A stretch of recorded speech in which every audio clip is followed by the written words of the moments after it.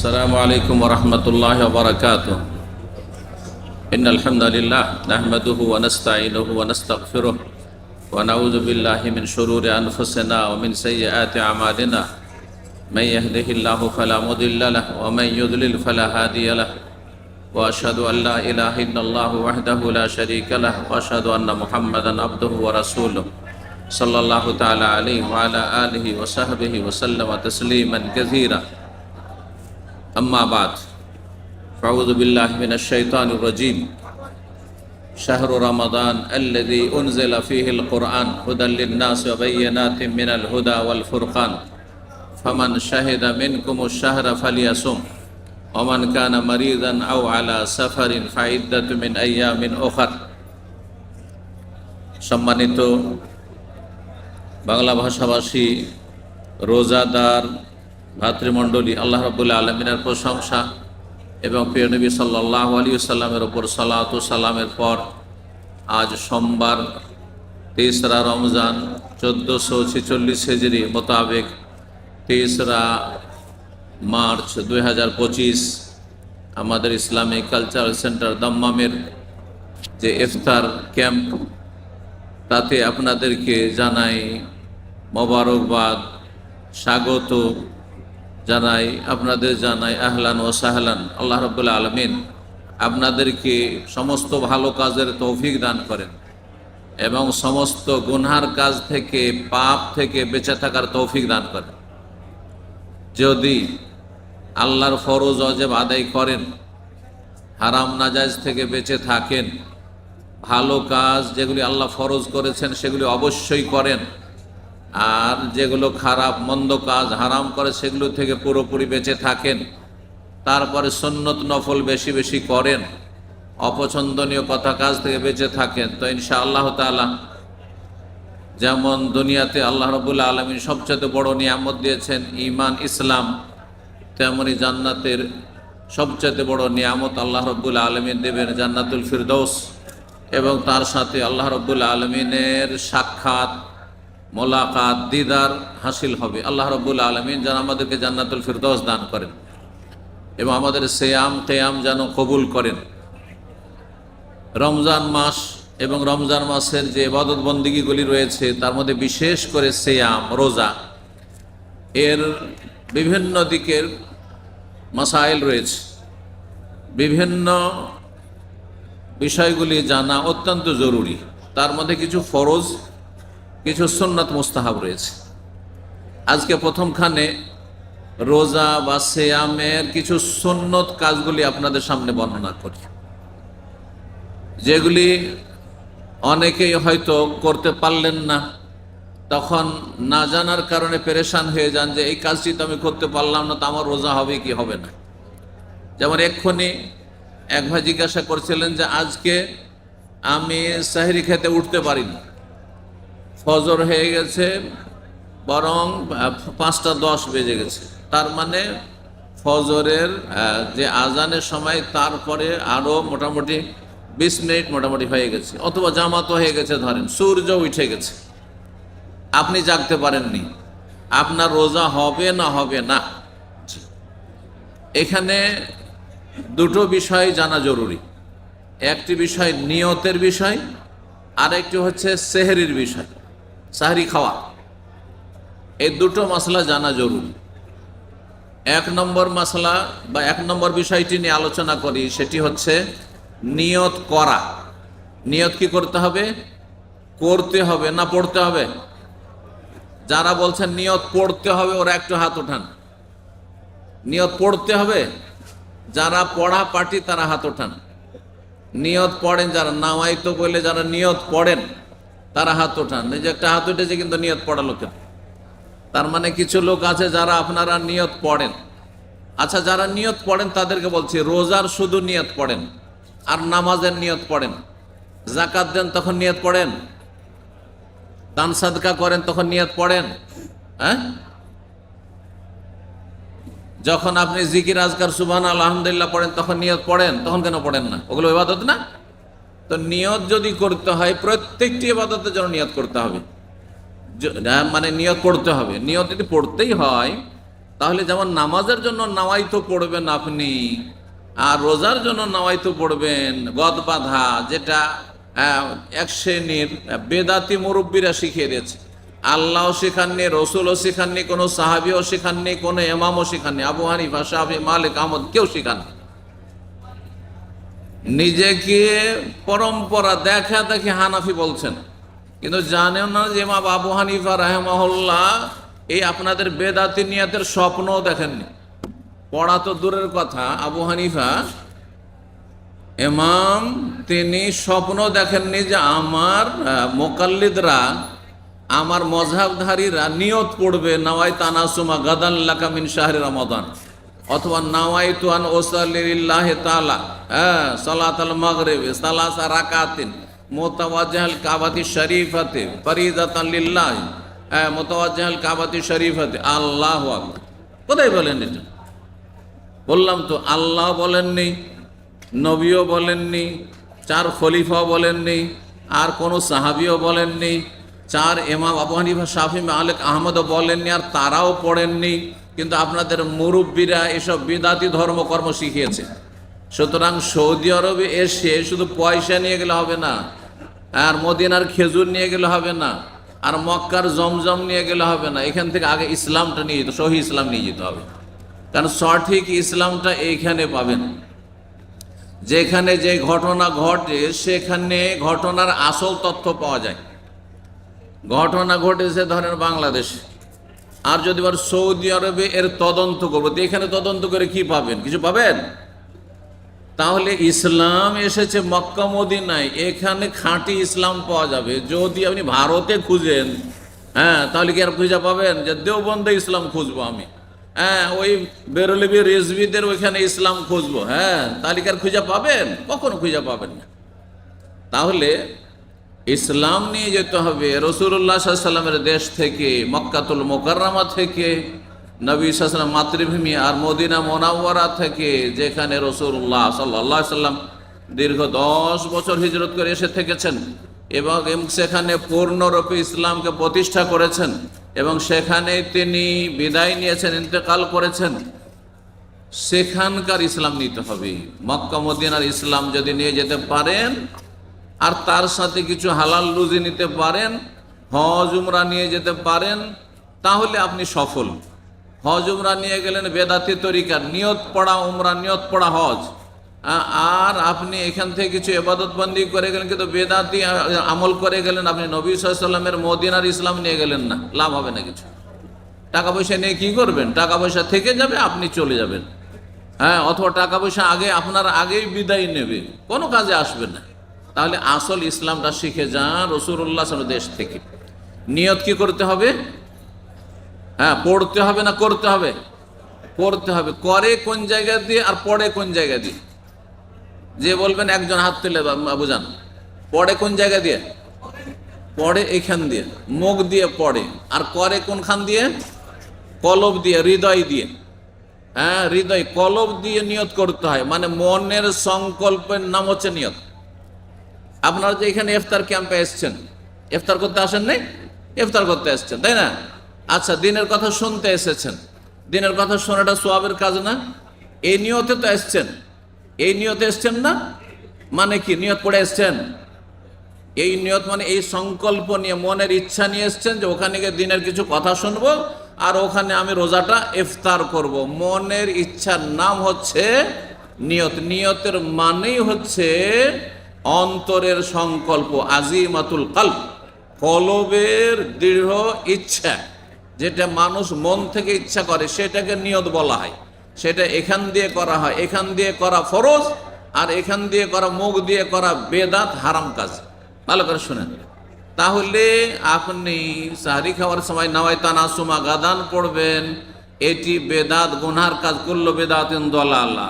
বেদাত হচ্ছে গুমরাহি, আর গুমরাহির পরিণাম হচ্ছে জাহান্নাম। ভালো করে শুনে রাখেন, জাহান্নামে যাওয়ার কাজ করবেন না। জান্নাতে যাওয়ার কাজ করতে হলে নবী সাল্লাল্লাহু আলাইহি ওয়াসাল্লাম ইন্নামাল আমালু বিন্নিয়াত, আমল নির্ভর করে কিসের উপর? নিয়তের উপর। নিয়ত এখানে পহিলা রমজানের চাঁদের খবর যখন হয়েছে তখন অলরেডি নিয়ত করে ফেলেছেন যে গোটা মাস রোজা রাখবো। এই নিয়তই যথেষ্ট, এই নিয়ত গোটা মাসের জন্য যথেষ্ট। তবে প্রত্যেক রাতে সাহারি খেতে উঠতে পারলেন, আর সেই সময় নিয়তের একটু যদি নবায়ন করেন, নবায়ন বুঝছেন তো, হ্যাঁ, নতুনত্ব নিয়ে আসলেন, যে আমি আজকের মনে মনে, আর এটার জন্য সময় লাগে না, অটোমেটিক নিয়ত হয়। যখনই আপনি ঘুম থেকে উঠছেন, কিসের জন্য উঠছেন? আমি সাহারি খাওয়ার জন্য। কিসের জন্য? রোজা ধরার জন্য। এটার নাম নিয়ত। এর জন্য এক মুহূর্ত থেমে দম নিয়ে আপনাকে নিয়ত করতে হয় না। নীরবতা পালন করে, যেমন এক শ্রেণীর নেতা বেদাতীরা পথভ্রষ্টরা নীরবতা পালন করে কিছু তাদের কিছু কর্মকাণ্ড সম্পাদন করে, এসব নীরবতা পালন কোনো ক্ষেত্রে ইসলামে নেই। কথা বোঝা গেছে? নিয়ত করার জন্য নীরবতা এক মুহূর্তের জন্য করার প্রয়োজন নেই, আপনার স্বাভাবিক নিয়ত হচ্ছে, এই নিয়ত যথেষ্ট। ওই যে পহিলা রমজানের নিয়ত হয়ে গেছে যথেষ্ট। তাহলে সাহারি খেতে যে ভাই উঠতে পারেননি, তার অলরেডি নিয়ত আছে যে আমি রোজা রাখবো, কিন্তু সাহারি খেতে উঠতে পারলেন না, ফজর আজান হয়ে গেল। যদি আর কিছু না খান আপনি আজানের পরে, তাহলে রোজা হয়ে যাবে, তাহলে রোজা আপনার হয়ে গেছে, কারণ নিয়ত আপনার আছে যে আমি গোটা রমজান রোজা রাখবো। দ্বিতীয় বিষয় জানতে হয়, সেটা হচ্ছে এই যে সুন্নতি আমলগুলি আপনাদের সামনে বয়ান করব। এক নম্বর সুন্নতি আমল হচ্ছে রোজার সাথে সম্পর্কিত সাহরি খাওয়া। কি খাওয়া? সাহারি খাওয়া। সাহারি খাওয়া কোনটাকে বলে? সাহারি বলেন, সেহরি বলেন। কেউ বলছে সেহরি বলা যাবে, কেউ বলছে না সাহারি বলতে হবে। সাহার মানে হচ্ছে ভোর রাত্র, ভোর রাত্রের খাবার, ভোর রাত্রের সময়টাকে সাহার বলা হয়। মানে সাহার অবিল আসহারে হুম ইস্তাগফিরুন, আল্লাহ কোরআনে কারিমে একাধিক জায়গায় এক বচন বহু বচন বর্ণনা করেছেন। এই ভোর রাত্রে যে খাবার খাওয়া হয় রোজা ধরার জন্য, রোজা রাখার জন্য, সেটার নাম হচ্ছে আরবিতে সাহুর, তাসাহারু। নবী সাল্লাল্লাহু আলাইহি ওয়াসাল্লাম বলছেন তাসাহারু, তোমরা সাহারি খাও, ফাইন্না ফিস সাহুরে বারাকা, সাহুরে বরকত রয়েছে, হাদিসের ভাষা এটি। কিন্তু আমাদের দেশে যেহেতু উর্দুর প্রভাব রয়েছে, মুসলিমদের উপর উর্দুর একটা প্রভাব রয়েছে, যেহেতু উর্দুটি মুসলিমদেরই ভাষা মোটামুটি ভারত উপমহাদেশে, হিন্দুরা উর্দু বলে না, হিন্দি বলে তার জায়গায়, যার ফলে ওই যে সেহরি উর্দুতে বলা হয়, ওখান থেকে আমাদের বাংলাতে সেহরি বলতে লেগেছে। কিন্তু পশ্চিমা দেশে, ইউরোপ আমেরিকায় যারা বসবাস করে, বাংলাদেশ থেকে গিয়ে বসবাস করছে, ওরা আর সেহরি বলে না, ছেড়ে দিয়েছে, ওরাই সাহুর বলছে আরবদেরকে ফলো করে। কারণ আর একজন আরবি যদি বলে, কি বলবে? আমি আকাল তো সাহুর, আমি সাহুর খেয়েছি। সুতরাং এটা বেশি ভালো, ঝামেলাতে যাবেন না যে সেহরি না সাহারি। আর সেহের মানে আবার জাদু হয়, সেহের মানে কি হয়? জাদু। তো সেহরি, সেহরি জাদুর সাথে কোনো সম্পর্ক? জাদু কুফরি। আর সাহারি খাওয়া হচ্ছে সুন্নত কাজ। সুতরাং সাহারি বললে বেশি ভালো, আর আপনি এসব আপনার মতভেদ মুক্ত থাকবেন আর সন্দেহ মুক্ত থাকবেন। যাই হোক, এই সাহারি ভোর রাতের খাবার, এর হুকুম কি বললাম? ফরজ না সুন্নাত? সুন্নাত। তাহলে এই সুন্নতটি কেউ যদি ভোর রাত্রে ওইটা কিছু খেতে পারে ফজরের এক আধ ঘন্টা আগে, তাহলে এটি সুন্নত আদায় হলো। কি হলো? সুন্নত পালন হলো। কেউ যদি না করতে পারে, কোনো গুনাহ হবে না। বা না করেন, রাত্রে 12টা 1টায় খেয়েছে, আমার আর দরকার নেই, খেলাম না, তারপরে পানি খেয়ে নেওয়া উত্তম। একটু কিছুই যদি না খেতে চান, তো কমপক্ষে পানিটা খান, ফজরের আগে খানে, এটি উত্তম। কারণ এটা আপনাকে শক্তি যোগাবে, আপনার রোজা রাখাটা সহজ হবে। আল্লাহ সহজ করতে চান। রোজার আয়াতগুলিতে আল্লাহ ইউরিদুল্লাহ বিকুমুল ইউসরা, আল্লাহ তোমাদের জন্য সহজ করতে চান। আর সহজ করা হচ্ছে ফজরের আজানের আগ পর্যন্ত আপনার জন্য পানাহারকে জায়েজ যখন করা হয়েছে। আপনি রাত 12টায় খেয়ে কেন আপনি রোজা ধরবেন?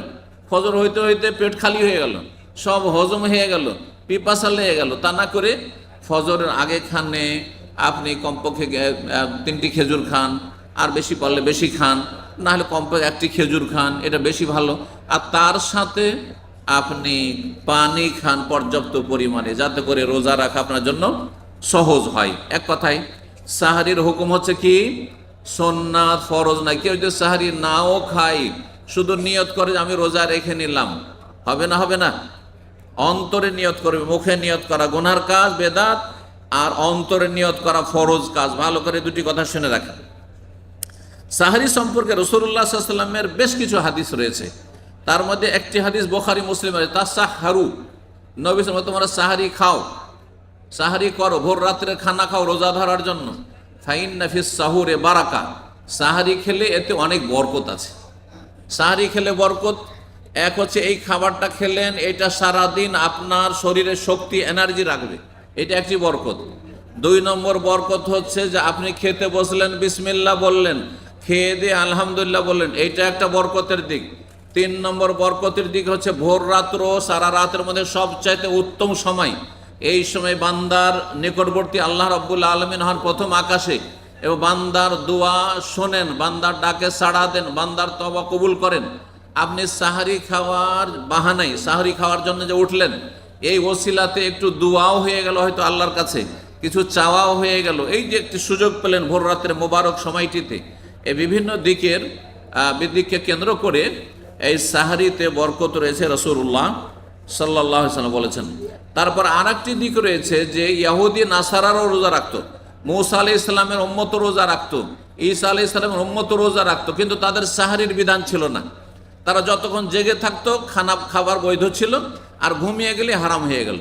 কিন্তু আমরা ধরেন এসব পরে ঘুমিয়ে গেলাম, তারপরে ঘুম থেকে উঠলাম, আবার খেতে পারি।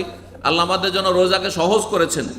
এই মর্মে আরেকটি হাদিস রয়েছে সহিহ মুসলিমে, রাসূলুল্লাহ বলেছেন, ফাসলু মা বাইনা সিয়ামিনা ওয়া সিয়ামি আহলিল কিতাবে আকলাতুস সাহুর। আমাদের রোজার মাঝে এবং আহলে কিতাব ইহুদি খ্রিস্টানদের রোজার মাঝে পার্থক্য হচ্ছে আকলাতুস সাহার, ভোর রাত্রের খাবার, ভোর রাত্রের খাবার। সুতরাং সাহারি খেয়ে আপনি ইহুদি খ্রিস্টানদের রোজার কি করবেন? বিরোধিতা করবেন, তাদের আদর্শের বিরোধিতা করবেন। এটাও একটা ইসলামের একটি গুরুত্বপূর্ণ পয়েন্ট, যে ধর্মীয় বিষয়গুলিতে বিজাতি কাফেরদের বিরোধিতার নির্দেশ দিয়েছেন রাসূলুল্লাহ সাল্লাল্লাহু আলাইহি ওয়াসাল্লাম। সাহারি যে কোনো কিছু খেতে পারেন আপনি, কমপক্ষে পানি, ভাতও খেতে পারেন, রুটি, যা ইচ্ছা তাই খেতে পারেন। কিন্তু সবচেয়ে উত্তম সাহারি মর্মে হাদিস রয়েছে আবু দাউদ এবং হাদিসটি সহিহ। রাসূলুল্লাহ বলেছেন, নেমা সাহুরিল মুমিনি আত-তামরু, সবচাইতে উত্তম সাহারি একজন মুমিন মুসলিমের হচ্ছে খেজুর। আর খেজুর খেলে শরীরে সবচেয়ে বেশি এনার্জি থাকে। খেজুর খেলে আপনার পিপাসা লাগবে না, কারণ এতে কি রয়েছে? পটাশিয়াম আছে, সোডিয়াম নেই এতে। আর যত বেশি লবণ খাবেন, তরি তরকারি খাবেন, শাকসবজি খাবেন, মশলা খাবেন, তত বেশি আপনার পিপাসা লাগবে। দেখেন, ভাত খেয়ে বা রুটি খেয়ে, শাকসবজি খেয়ে, গোস্ত খেয়ে রোজা রাখেন, আর আরেকজন শুধুমাত্র 7টি খেজুর খেয়ে রোজা রাখে। আমি 7টি খেজুর খেয়ে রোজা রেখেছি আলহামদুলিল্লাহ। আজকে আমি গতকালকে সামান্য একটু ভাত খেয়েছি, তার গতকালকে চাইতে আজকে অনেক নিজেকে সুস্থ ভালো মনে করছি, এবং নিজেকে আমাকে খুব ভালো লাগছে। এটা বাস্তব অভিজ্ঞতার কথা বলছি। আর এতে আপনি ভাববেন না যে এবার খেজুর খেয়ে কি রোজা রাখা যায়। আপনার 2 থালা 3 থালা ভর্তি ভাতের চাইতে আপনার 7টা খেজুর অনেক বেশি উপকারী হবে আপনার জন্য। জি, বিশেষ করে যাদের সুগার নেই, যদি সুগার থাকে আর দেখেন যে 7টা খেজুর খেলে বেশি হয়ে যাবে, 3টি খেজুর খান, 1টা 2টা 3টি খেজুর খান, কমপক্ষে কিছু খেজুর খান। রাসূলুল্লাহ সাল্লাল্লাহু আলাইহি ওয়াসাল্লাম এই হাদিসের আমলও হবে, এবং আপনার দুনিয়ার দিক থেকে শারীরিক ফায়দাও হবে। আল্লাহ তৌফিক দান করেন। 2 নম্বর সুন্নত কাজ হচ্ছে ইফতার করায় তাড়াতাড়ি করা। তাড়াতাড়ি করা মানে সূর্য ডোবার আগে নয়, আর সন্দেহের ভিত্তিতে নয়, এবার যখন নিশ্চিত হয়ে গেছেন, ঘড়ি বলছে সূর্য ডুবে গেছে অথবা আজান হয়ে গেছে, তারপরে বিলম্ব করা ঠিক নয়। এই যে আমাদের দেশীয় একটি বেদাতি তরিকা আছে, যে আজানের পরেও মানে টাইম টেবিল যেটা বলছে সেটার পরেও 5 মিনিট অপেক্ষা করতে হবে, 5 মিনিট অপেক্ষা করে তারপরে ইফতার করতে হবে। এটা বেদাতি তরিকা, অনুত্তম তরিকা। অনেকে এটিকে নাজায়েজ বলেছেন, কমপক্ষে এটি অপছন্দনীয় তরিকা। বা রাসূলুল্লাহ, আর তারপরে আল্লাহর রহমত বরকত যদি বেশি চান, তাহলে যখন আল্লাহ পারমিশন দিয়েছেন যে এখন ইফতার করো, সাথে সাথে সেটা পালন করেন। আপনার আনুগত্যের দাবি, আল্লাহকে মানার দাবি, রসুলকে মানার দাবি হচ্ছে যখনই হুকুম হচ্ছে তখনই সাথে সাথে সেটা পালন করো। আর সূর্য ডুবে গেলেই তোমার রোজা শেষ। সুতরাং জেনে শুনে বিলম্ব করবেন না। এই মর্মে বেশ কিছু হাদিস রয়েছে, তার মধ্যে একটি হাদিস সহিহ বুখারী মুসলিমে রয়েছে। সাহল ইবনে সাদ রাদিয়াল্লাহু তাআলা আনহু বর্ণনা করেন, রাসূলুল্লাহ সাল্লাল্লাহু আলাইহি ওয়াসাল্লাম বলেছেন, লা ইয়াজালুন নাসু বিখাইরিন মুসলিম জনগণ অতদিন পর্যন্ত সুখে শান্তিতে থাকবে এবং কল্যাণে থাকবে, সঠিক দিনের ওপর প্রতিষ্ঠিত থাকবে, ভালো অবস্থায় থাকবে। মা আজ্জালুল ফিতরা, যতদিন পর্যন্ত ইফতারি তাড়াতাড়ি করবে, সূর্য ডুবার সাথে সাথে ইফতারি করবে। এটি হচ্ছে সুন্নত তরিকা। এই যে ইসলামী ফাউন্ডেশন থেকে এবারে ঘোষণা করা হয়েছে বাংলাদেশে যে আজানের সাথে সাথে ইফতারি, এটি হচ্ছে সঠিক ইসলাম। আর আপনার সূর্য ডুবার পরে, আজান হওয়ার পরে আরও 5 মিনিট সতর্কতা অবলম্বন করেন, এহতিয়াত করেন, আর ভোর রাত্রে আপনি 5-10 মিনিট আগেই থেমে যান আজানের, এগুলি মন গড়া ধর্ম, বেদাতি কথা। তো আলহামদুলিল্লাহ ধীরে ধীরে বেদাত দেশে উঠছে। এটি আমাদের জন্য, আপনাদের জন্য এবং ভালো মানুষ মুসলিম কোরআন সুন্নাহ অনুসারীদের জন্য এটি সুসংবাদ। এবং কোরআন সুন্নাহর ভবিষ্যৎ উজ্জ্বল রয়েছে বাংলাদেশে। আল্লাহ রাব্বুল আলামিন বাংলাদেশকে যেন কোরআন সুন্নাহর দেশে পরিণত করেন, তৌহিদ এবং সুন্নাতের দেশে পরিণত করেন, শিরক বিদআত থেকে মুক্ত করেন, দরগা দুর্গা পূজা থেকে আল্লাহ রাব্বুল আলামিন যেন মুক্ত করেন, আল্লাহ রাব্বুল আলামিনের পীরদের ভণ্ডামি থেকে আল্লাহ মুক্ত করেন, আর এইসব সুফি ইজমের গুমরাহি থেকে আল্লাহ রাব্বুল আলামিন যেন মুসলিম জাতিকে মুক্তি দান করেন। ইফতারি করার ক্ষেত্রে কি খেয়ে ইফতার করবেন? আপনাদের সামনে ভাত আছে, আছে এখানে লাবান আছে, ধরেন আছে আপনার পানি, আছে খেজুর, আছে ধরেন ফল ফ্রুট, আরও কিছু আছে, আঙ্গুর আছে। আঙ্গুর খেয়ে ইফতার করবেন না খেজুর খেয়ে? খেজুর খেয়ে ইফতার করবেন না আগে পানি? আগে পানি না আগে খেজুর? আগে খেজুর খাবেন। খেজুরের মধ্যে হাদিস আছে, যদি রোতাব তাজা গাছ পাকা খেজুর, সহজ ভাষায় গাছ পাকা খেজুরকে আরবরা কি বলে? রোতাব খেজুর বলে, তাজা খেজুর। রোতাব মানে তাজা। গাছ পাকা খেজুর যদি পান তাহলে এটা বেশি উত্তম, আর না হলে যে কোনো খেজুর খেয়ে ইফতার করবেন। খেজুর যদি না থাকে তাহলে ভাত দিয়ে শুরু করবেন। কি দিয়ে? পানি, 1 ঢোক পানি খেয়ে। আচ্ছা, পানিও আছে, জুসও আছে, স্যুপও আছে, গাহুয়া আছে, চা আছে, কোনটা দিয়ে ইফতার করবেন? পানি দিয়ে ইফতার করবেন যদি খেজুর না পান।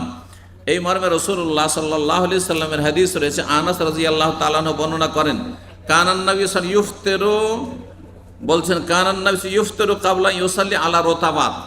রাসূলুল্লাহ সাল্লাল্লাহু আলাইহি সাল্লাম মাগরিবের সালাত নামাজ পড়ার আগে কয়েকটি গাছ পাকা রতাব খেজুর খেয়ে ইফতার করতেন। গাছ পাকা খেজুর খেয়ে ইফতার করতেন। ফাইনলাম তাকুন রতাবাত, যদি কোনোদিন এমন হতো যে সামনে গাছ পাকা খেজুর নেই, তাজা খেজুর নেই, তাহলে কি করতেন? ফাতামারাত, কয়েকটি খেজুর খেয়ে, কয়েকটি সর্বনিম্ন কয়েকটি হচ্ছে 3টি। যেহেতু সারা দিন আপনি পানাহার থেকে বিরত আছেন, সুগারের লেভেল কমে আসছে, যতই সুস্থ হন, সুতরাং তাড়াতাড়ি সুগারকে আপনার রিকভার করবে, সুগারের কমতি পূরণ করবে এবং তাতে ক্ষতি বেশি হবে না, এটা একমাত্র খেজুরের বৈশিষ্ট্য। চিনি খেলে তাড়াতাড়ি সুগার হাই হবে কিন্তু ক্ষতিও করবে, গুড় খেলেও তাতে হবে, কিন্তু খেজুর এমন এক মিষ্টি, প্রাকৃতিক মিষ্টি, প্রাকৃতিক মিষ্টি, যেই মিষ্টিতে ক্ষতি কম, লাভ বেশি রয়েছে। সুতরাং কয়েকটি খেজুর খেয়ে রাসূলুল্লাহ সাল্লাল্লাহু আলাইহি ওয়াসাল্লাম ইফতার করতেন। যদি গাছ পাকা খেজুর না পেতেন, শুকনো খেজুর, যে কোনো খেজুর হোক না কেন, মদিনার খেজুর হোক আর অন্য জায়গার খেজুর হোক, কোনো অসুবিধা নেই। ফাইনলাম তাকুন তামারাত, যদি কোনো সময় এমন হতো যে খেজুরও নেই, সামনে একটিও খেজুর নেই, অনেক সময় এরকম পরিস্থিতি হইতে পারে খেজুর নেই, তাহলে কি করতেন? হাসাওয়াতি মিম্মা, তাহলে কয়েক ঢোক পানি খেয়ে নিতেন, পানি খেয়ে ইফতার করতেন। আর তারপরে তখন অন্য অন্য খাবার খাবেন, কারণ মানুষ যদি খেজুর না পায় তাহলে পানিটা পাকস্থলীর জন্য বেশি উপকারী। প্রথম গোটা আপনার পাকস্থলী আপনার দুর্বল হয়ে আছে, খালি শূন্য হয়ে আছে, সে অবস্থায় প্রথম একটু পানি দেন, ভিজিয়ে নেন, একটু রসে যাক, সিক্ত হয়ে যাক, তারপরে আপনি আস্তে আস্তে খাবার খান, এটা বেশি উপকারী হবে। তারপরে আরেকটি 4 নম্বর সুন্নত আপনাদের সামনে সেটা আলোচনা করবো, সেটা হচ্ছে দোয়া আর গুরুত্ব, বিশেষ করে ইফতারির পূর্ব মুহূর্তে। এই সময়টায় দোয়া কবুলের বেশি চান্স রয়েছে। এর আগেও আমি ইশারা ইঙ্গিত করেছি, এই মর্মে ইবনে মাজাহ একটি হাদিস রয়েছে এবং কয়েকটি সূত্র থেকে আসার জন্য হাদিসটি আমলযোগ্য, হাসান। রাসূলুল্লাহ সাল্লাল্লাহু আলাইহি ওয়াসাল্লাম ইন্না লিস-সাইমি ইনদা ফিতরিহি দাওয়াতান লা তুরাদ, রোজাদারের ইফতারির সময় দোয়া কবুল হয়, সেটা খণ্ডন হয়নি। সুতরাং এই সময়টা আপনার জন্য আমার জন্য মূল্যবান সময়। এই সময়টি আমার জন্য আপনার জন্য বড় সুবর্ণ সুযোগ। এই সময় আপনি দুনিয়ার যে কোনো ভালো কিছু চান, আপনার নিজের জন্য দোয়া করেন, নিজের সুস্থতার জন্য দোয়া করেন, স্ত্রী ছেলে মেয়েদের কল্যাণের জন্য, রহমত বরকতের জন্য, সুস্থতার জন্য দোয়া করেন, মানসিক পারিবারিক শারীরিক আর্থিক সার্বিক শান্তির জন্য দোয়া করেন, বাপ মা মৃত তাদের জন্য দোয়া করেন, বাপ মা জীবিত তাদের নেক হায়াতের জন্য দোয়া করেন, আত্মীয় স্বজনের দোয়া করেন, মুসলিম জাতির জন্য দোয়া করেন, ইসলামের জন্য দোয়া করেন, ইসলামকে আল্লাহ শক্তিশালী করুক, এবং মুসলিম বিশ্বের জন্য দোয়া করেন, মুসলিম ভাই বোন যারা মজলুম নির্যাতিত সারা বিশ্বের বিভিন্ন আনাচে কানাচে তাদের জন্য দোয়া করেন, আপনি দুনিয়ার জন্য দোয়া করেন, আপনার আখিরাতের যে কোনো কল্যাণের জন্য দোয়া করেন, আপনার ভুল ভ্রান্তি হয়েছে তওবা ইস্তেগফার করেন। আল্লাহ রাব্বুল আমাদের সকলকে যেন তৌফিক দান করেন এবং নেক আমল করে আল্লাহ রাব্বুলের কাছে যাওয়ার তৌফিক দান করেন, আল্লাহ রাব্বুলের নৈকট্য অর্জনে তৌফিক দান করেন, জান্নাতুল ফিরদৌস দান করেন, জাহান্নামের আযাব থেকে যেন রক্ষা করেন। সুবহান রাব্বিকা রব্বিল ইজ্জাতি আম্মা ইয়াসিফুন ওয়া সালামুন আলাল মুরসালিন ওয়াল হামদুলিল্লাহি রাব্বিল আলামিন।